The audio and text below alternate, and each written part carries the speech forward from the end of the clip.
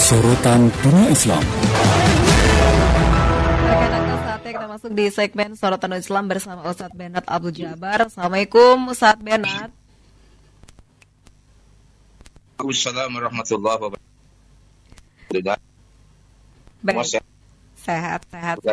Ya, Ustadz Benat, kita membahas terkait dengan kasus pembulian di Malaysia. Ini seruan hashtag Justice for Zara Khairina. Memang sudah cukup lama, tidak hanya di Malaysia saja mungkin ya, di Indonesia, tapi bagaimana kita menyikapi pembulian terhadap siswa, apalagi dengan kakak tingkat, tapi belum ada keadilan ini untuk kita semuanya. Ustadz Benat, silakan.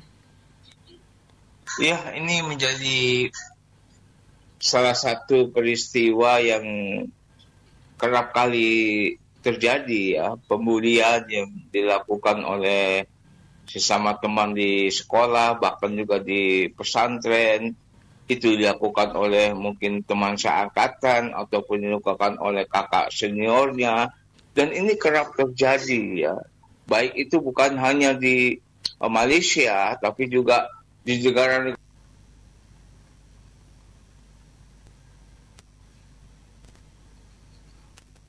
ini kita sering mendengar akan adanya pembulian yang dilakukan oleh mereka-mereka yang sekiranya menjadi seperti jagoan gitu ya di masing-masing tempat itu. Khususnya ya kita sikapi ini apa yang terjadi buat Zara Khairina ini menjadi salah satu pelajaran yang terpenting ya, sampai ya meminta keadilan karena yang dilawan ini adalah pejabat yang anaknya membuli Zara sampai nyawanya ini melayang, dan ini sungguh sangat luar biasa. Jadi ada ikonnya Justice for Zara, ini begitu meluas sampai di seluruh antero Malaysia ini. Artinya ada memberikan dukungan terhadap keadilan, terhadap apa yang kemudian dilakukan oleh 5 tersangka yang menjadi kakak senior dari Zara di salah satu sekolah Islam di Malaysia, di Sabah. Dan ini menjadi salah satu juga faktor di mana ya ketika pembulian ini memang tidak dibenarkan. Dalam ajaran Islam juga ini menjadi sesuatu yang haram untuk dilakukan. Karena apa? Ya membuli seseorang ini artinya kan mengejek. Itu meremehkan seseorang, mengejek seseorang, yang menganggap orang itu menjadi salah satu bahan tertawaan apabila ketika mereka sudah membuli, mengejeknya, ya kemudian mereka merasa senang kalau orang-orang lain di sekitarnya itu tertawa. Dan ini adalah merupakan sesuatu yang diharamkan di dalam ajaran Islam itu sendiri. Sehingga apa yang dikatakan dalam surat Al-Hujurat itu sudah jelas, janganlah satu kaum itu menggunakan satu kaum yang lainnya, ataupun perempuan-perempuan itu membuli atau menghinakan perempuan-perempuan yang lainnya. Karena ini menjadi salah satu faktor bahwa orang yang merasa dibuli itu akan merasa terhinakan. Dan sampai ketika Zairina yang masih berusia 13 tahun, seorang gadis yang sangat soleha, juga seorang yang suara bacaan Al-Quran sangat merdu, dia juga sudah hafal beberapa juz di antara Al-Quran. Ini menjadi sasaran bulian yang dilakukan oleh kakak seniornya di sekolah tersebut. Yang notabene kakak seniornya ini adalah anak seorang menteri di Malaysia, di kerajaan Malaysia. Dan ini menjadi satu hal sehingga ketika keadilan ini ingin ditegakkan, ternyata yang mengalami berbagai kendala-kendala, termasuk kendala juga adanya campur tangan dari pihak-pihak lain, seakan-akan ini ada karena yang melakukan ini anak pejabat, sehingga akhirnya hal ini pun dibiarkan begitu saja. Termasuk juga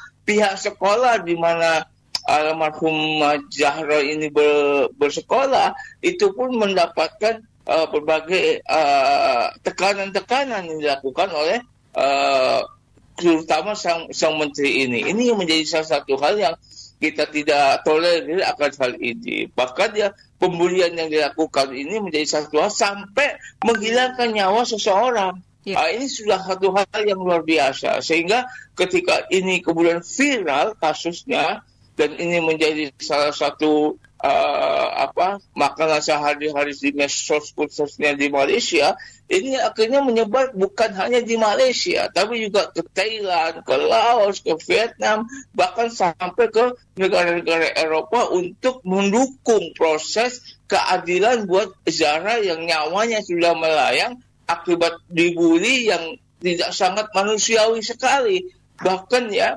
dimasukkan ke dalam mesin cuci yang besar gitu kan, sehingga dia muter bersama dengan pakaian-pakaian itu, sehingga ketika forensik dilakukan, otopsi dilakukan, ternyata otaknya ini hancur di dalamnya. Ini sudah sesuatu yang sangat luar biasa karena benturan-benturan yang dialami ketika mesin cuci itu menggelinding. Nah, ini menjadi satu pelajaran buat kita bahwa peristiwa kasus Zahra walaupun ya sudah hampir kurang lebih 3 bulan berlangsung dan para pelaku-pelaku yang 5 orang ini pun sudah dijatuhi hukuman mati dan mereka juga meminta terus menggelorakan suara-suara justice for Zahra. Akhirnya suara-suara itu sampai ke seantero negeri Malaysia. Mereka melakukan dari mulai anak-anak, kemudian orang dewasa, orang tua, semuanya. Dari mana-mana pun mereka melakukan pembelaan terhadap, dukungan terhadap Justice for Zahra ini. Dan bahkan kita lihat para artis-artis juga telah menciptakan berbagai lagu-lagu untuk apa? Mendukung Zahra Khairidina ini yang menjadi korban pembulian yang dilakukan seperti itu. Dan kita kembali ke negeri kita Indonesia. Di Indonesia juga banyak sebenarnya kasus-kasus yang dialami oleh seperti almarhumah Zahra ini. Kenapa?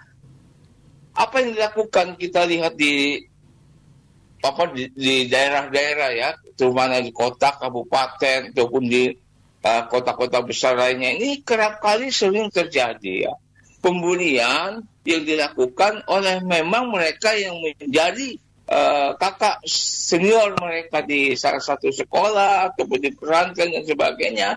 Ya bahkan kita lihat di Indonesia ini banyak sekali mereka-mereka yang kemudian meninggal dunia akibat pembulian tersebut, ya, kekasaran dilakukan dan sebagainya, akhirnya dibully habis-habisan. Bahkan kita melihat betapa banyak viral video-video di medsos itu yang menunjukkan bahwa pembulian itu kerap dilakukan, ya, terutama di sekolah-sekolah, ya, bukan hanya sekolah-sekolah umum.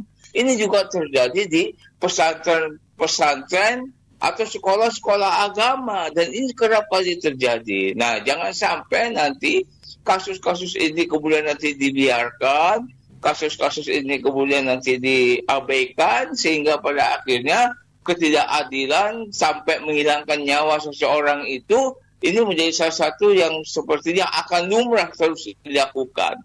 Nah, makanya contoh kasusnya dengan Justice for Zahra yang ada di Malaysia ini sudah menunjukkan bahwa masyarakat ini sudah melek hukum. Artinya masyarakat ini sudah minta keadilan. Kenapa? Kesewenang-wenangan karena jabatan seseorang, punya anak yang kemudian membuli, dan mereka tidak mau. Bahkan mereka itu hanya dihukum penjara, tapi mereka menginginkan untuk bebas dengan cara jalan damai. Ya, bahkan kemarin ada permintaan dari salah seorang pengacara dari pelaku itu yang meminta supaya ya mereka dibebaskan, kemudian dihukum. Kalaupun dihukum hanya dihukum 1 tahun. Padahal kan palu sudah diketok, ya mereka sudah dihukum hukuman mati. Dan ini sesuai dengan nyawa yang dia hilangkan. Artinya kisos ini berlaku gitu kan. Kisos ini berlaku, artinya nyawa dengan nyawa itu harus ditunaikan gitu kan. Karena ini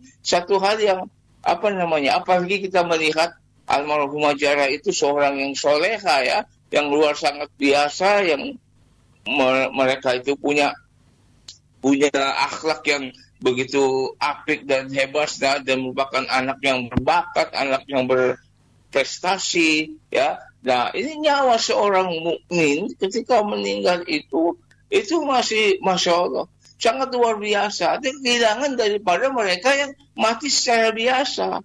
Bahkan 1.000 orang yang mati secara biasa itu masih lebih lebih ini daripada kehilangan seorang mukminah atau seorang mukmin yang sangat luar biasa ini. Dan ini harus juga disikapi di Indonesia ini supaya jangan lagi terjadi bulian-bulian, jangan lagi terjadi peremehan terhadap mereka-mereka yang menjadi adik kelasnya. Ya, biasanya kan memang dilakukan oleh kakak senior yang merasa lebih dahulu, merasa lebih tua, senioritas. Ini kerap kali mereka lakukan seperti itu. Ya, mudah-mudahan ini akan terus dilakukan upaya-upaya untuk menegakkan keadilan, mencari keadilan daripada apa yang kemudian terjadi. Termasuk juga ya ketika kita melihat kemarin di Indonesia, di Prabu Muli itu kan, bagaimana ketika seorang anak yang sekolah akhirnya ditegur, diperingatkan jangan bawa mobil karena memang dia baru berusia 13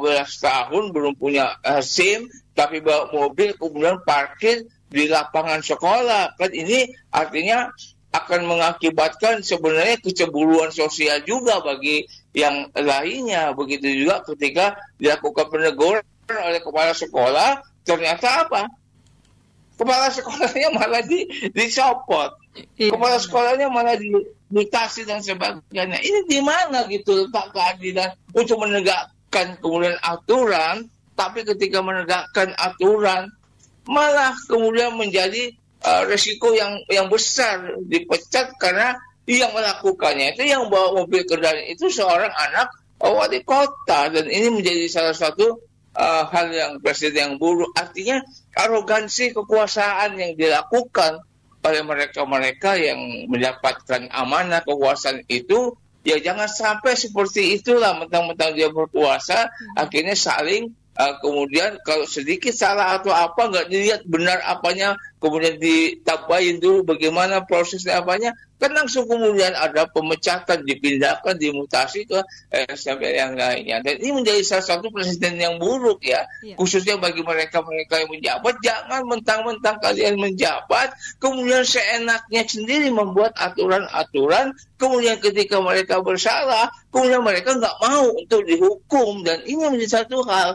Sementara Rasulullah mengajarkan kan kepada kita, laulah Fatimah, ketika Fatimah itu mencuri, maka aku akan potong itu tangannya.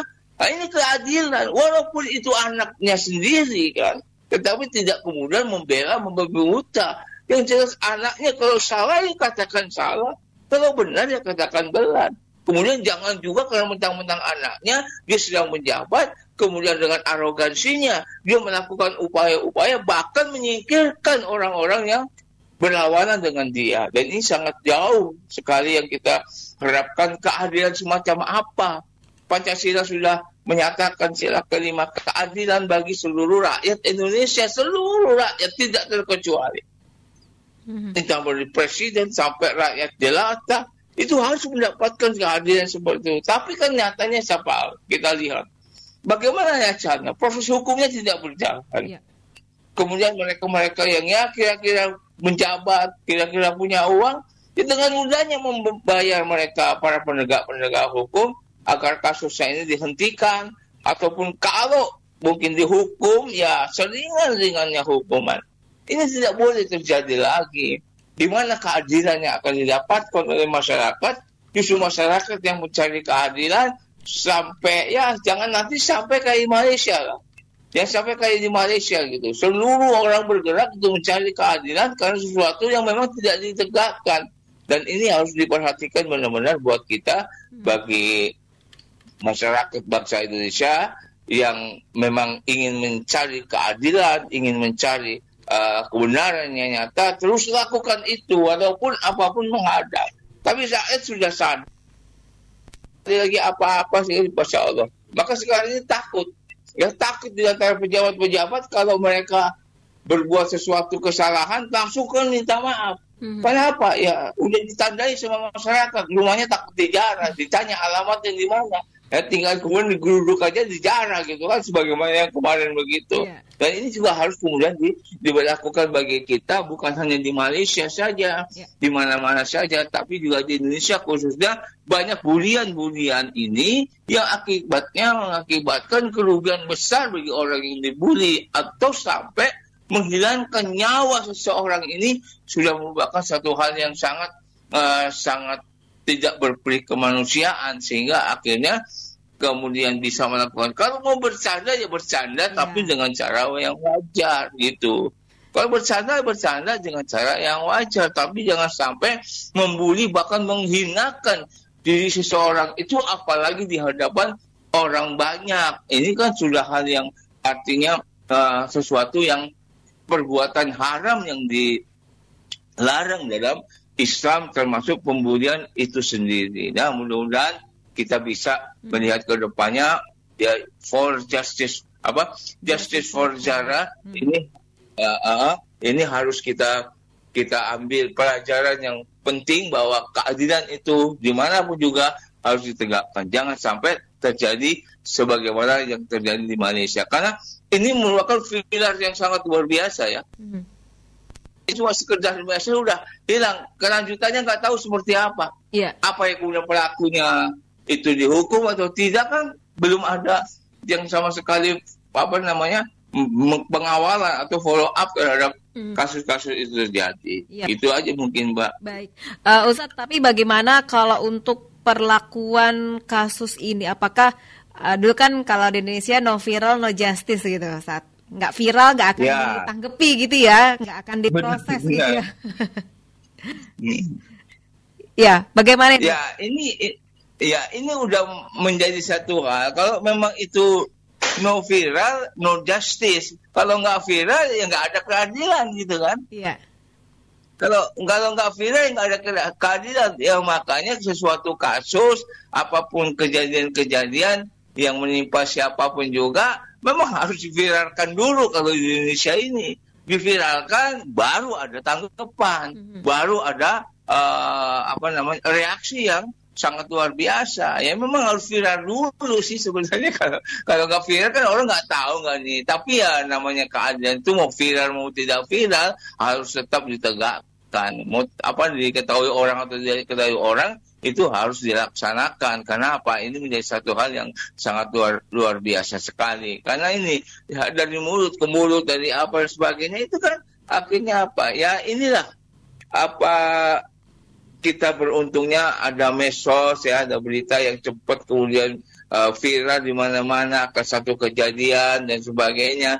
Dan ini juga membuktikan ya bahwa sesuatu itu menjadi satu hal yang gampang, cepat tersiar, cepat kabarnya itu berada di mana-mana. Ini juga memungkinkan untuk cepat ditindaklanjuti daripada apa yang kemudian dilakukan itu. Kalau nggak viral ya udah dianggapnya ayem-ayem aja, orang nggak tahu ini gitu kan. Orang juga nggak tahu. Ini juga kan begitu.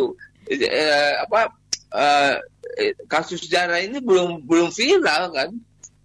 Belum viral ya, bahkan ibunya itu ya begitu saja mengikhlaskan, udah nggak perlu autopsi, nggak perlu apa, tapi kan akhirnya menjadi viral, menggelinding bagai bola liar yang sangat luar biasa, sehingga hampir seluruh negeri Malaysia ini ya kompak semua untuk meminta keadilan. Makanya jargonnya Justice for Zara ini menjadi sangat luar biasa. Mobil-mobil mereka semua konvoy di mana-mana dipenuhi, Sabah, Kuching, Sarawak, ke Malaysia, KL dan sebagainya, itu luar biasa ya.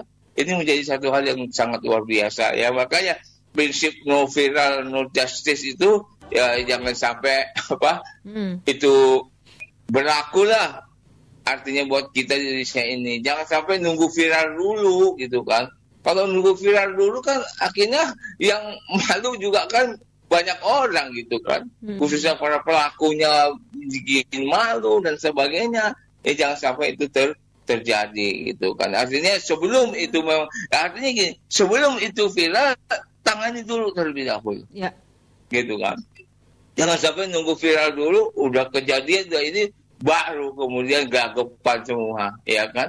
Baru semuanya kalang kabut ya dan sebagainya. Ya. Nah, ini harusnya juga seperti itu ya. Mudah-mudahan ya, Insya Allah, keadilan ini akan tetap berlangsung, berjalan bagi kita ya, khususnya yang berada di Indonesia. Dan saya juga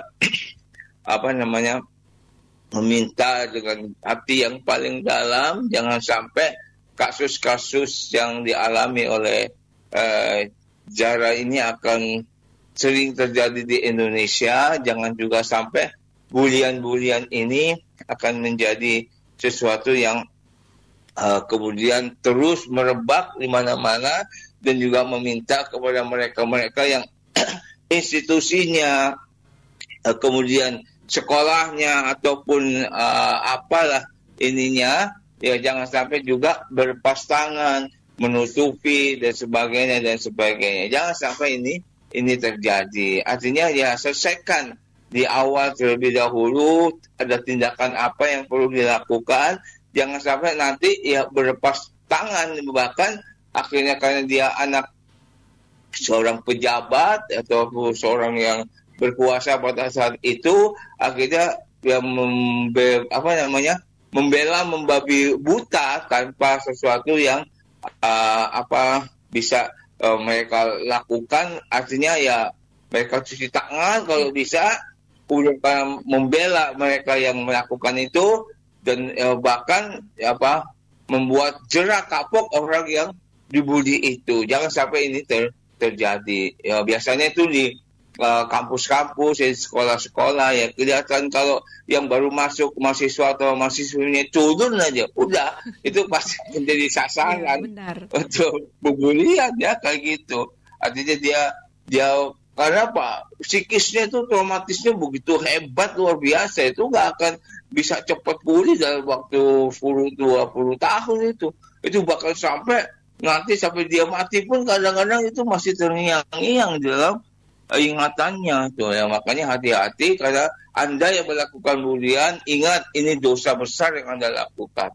Dalam Islam itu diharamkan melakukan bulian terhadap orang-orang yang memang akroh. Atau begini, ada hadis yang mengatakan janganlah kalian melakukan candaan yang membuat orang lain menjadi tertawa karena candaan Anda. Dan ini juga merupakan dosa, Pak. Nggak boleh kita bercanda dengan orang, kemudian dengan candaan kita itu kita berharap ditertawakan oleh yang lainnya. Ini pun termasuk bulian, gitu. Nggak boleh ya, dilakukan, nggak boleh oleh siapapun juga ya.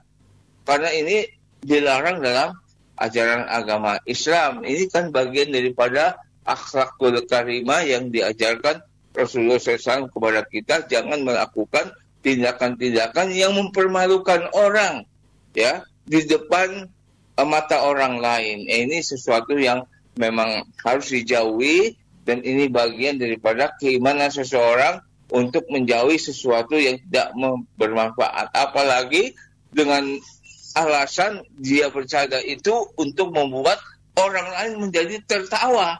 Dan ini menjadi satu yang memang tidak dibolehkan dalam agama Islam itu sendiri. Siap. Baik, terima kasih Ustadz Benat sudah berbincang bersama Dakta di pagi ini. Semoga nggak ada bully-bulian lagi Ustadz ya. Iya, insya Allah. Siap. Baik, terima kasih. Assalamualaikum warahmatullahi wabarakatuh. Waalaikumsalam warahmatullahi wabarakatuh. Rekan Dakta, demikian sorotan dunia Islam pada pagi ini bersama Ustadz Benat Abu Jabar.